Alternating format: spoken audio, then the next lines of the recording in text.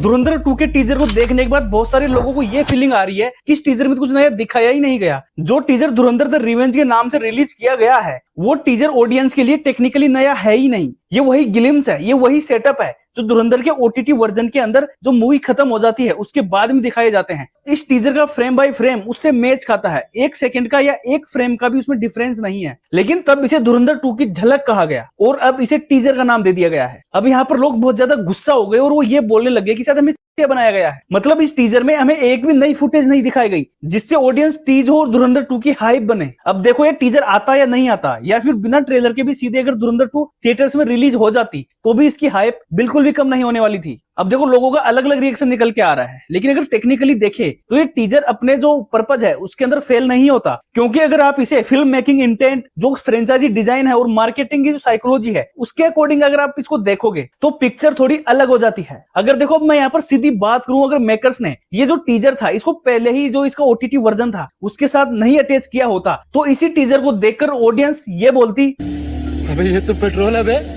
Same यही reaction होने वाला था, तब यही विजुअल्स, यही साउंड, यही डायलॉग ऑडियंस को बवाल लगते। लेकिन जब देखी हुई चीज को ही नई पैकेजिंग के साथ दोबारा परोसी जाती है तो उसका इंपैक्ट आधा नहीं होता बल्कि उसकी डायरेक्शन ही चेंज हो जाती है। लेकिन यहाँ पर लोगों को समझना यह होगा कि यहाँ पर ये जो टीजर निकाला है ये धुरंधर 2 को बेचने के लिए नहीं निकाला गया है बल्कि कैरेक्टर इंट्रोड्यूस करने के लिए निकाला गया है। यहाँ पर मेकर्स टीजर के अंदर आपको ये बिल्कुल भी नहीं दिखा रहे कि यहाँ पर कहानी आगे बढ़ रही है, बल्कि जो यहाँ पर जो रणवीर सिंह का जो कैरेक्टर है हमजा अली मजारी, इसको दोबारा रिफ्रेम किया जा रहा है। आपने इसमें कई सारी ऐसी फुटेज देखी होंगी जो रणवीर सिंह के यंगर वर्जन की है और साथ में ऐसे फुटेज भी दिखाए जाते हैं जिनके अंदर रणवीर सिंह का जो लयारी है उसके अंदर दबदबा बनाया जाता है और टीजर के थ्रू ये संकेत दिया जाता है कि जो आगे आने वाली फिल्म है उसके अंदर जो स्पाई है उसकी जो पास्ट की जो लाइफ है उसको एक्सप्लोर किया जाता है। यानी ये टीजर इस बारे में नहीं है कि आगे क्या होगा बल्कि इस बारे में है कि ये जो पीछे ये आज ये बना है ये कैसे बना है और क्यों बना है। यहीं पर टेक्निकल मिसमैच पैदा होती है क्योंकि जो ज्यादातर लोग हैं इसे एक इवेंट टीजर की तरह देख रहे हैं जिसके अंदर बड़े एक्शन सीन्स, आगे की स्टोरी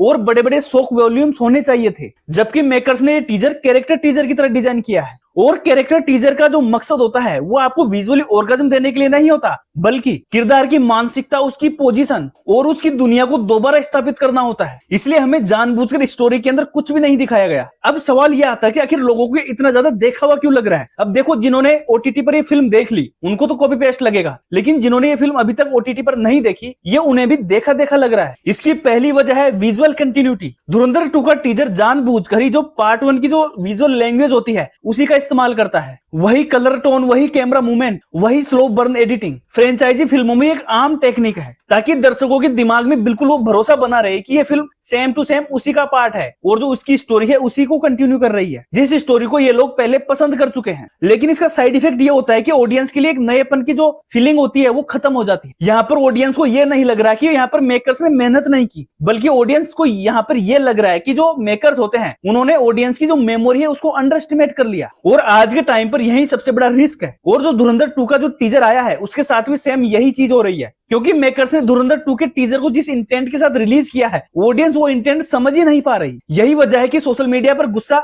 कंटेंट पर नहीं है। यहाँ पर लोग ये नहीं बोल रहे कि टीजर खराब है, वो ये बोल रहे हैं कि जो मेकर्स की स्ट्रेटेजी है वो बहुत खराब है, क्योंकि व्यूअर्स को ये फीलिंग आती है कि उन्हें पुरानी चीज को रीपैकेजिंग करके दिया जा रहा है। और ये बात ज्यादा सीरियस तब हो जाती है जब हम ये देखते हैं कि जो धुरंधर के जो मेकर्स हैं जब इसका पार्ट 1 आया था तब भी ट्रेलर में ऐसी बहुत सारी फुटेज थी जो मूवी के अंदर थी नहीं। बाद में मेकर्स ने ये एक्सप्लेन किया कि इसके अंदर ज्यादातर फुटेज पार्ट 2 की है और जो कि हम बहुत सारी फुटेज जो धुरंधर पार्ट 1 का जो टीजर है और ट्रेलर है उसके अंदर देख चुके हैं। तो इतनी सारी फुटेज लीक होने के बाद मूवी के अंदर कोई शॉक वैल्यू ही नहीं रहेगी। शायद ये सोचकर धुरंधर 2 के जो मेकर्स हैं उन्होंने इस टीजर के अंदर कोई भी नई फुटेज रिवील नहीं की। यही वजह है कि ये टीजर आज डिस्कशन पैदा कर रहा है, कोई एक्साइटमेंट पैदा नहीं कर रहा। अब यहाँ से बॉल पूरी की पूरी जो इसका ट्रेलर है उसके पाले में चली जाती है। अगर आने वाले ट्रेलर में जेन्युइनली कोई भारी और नई चीज नहीं आती तो ये ओटीटी रिव्यूज वाला टैग इस फिल्म के साथ चिपक जाएगा। इसलिए प्रॉब्लम यहाँ पर टीजर में नहीं है बल्कि टाइमिंग में है और ऑडियंस साइकोलॉजी को अंडर एस्टिमेट करने में है। और यही वो डिफरेंस है जो स्मार्ट मार्केटिंग और रिस्की मार्केटिंग में फर्क पैदा करता है। चलो आज की वीडियो के लिए इतना ही। अब इसका ट्रेलर जैसे ही आएगा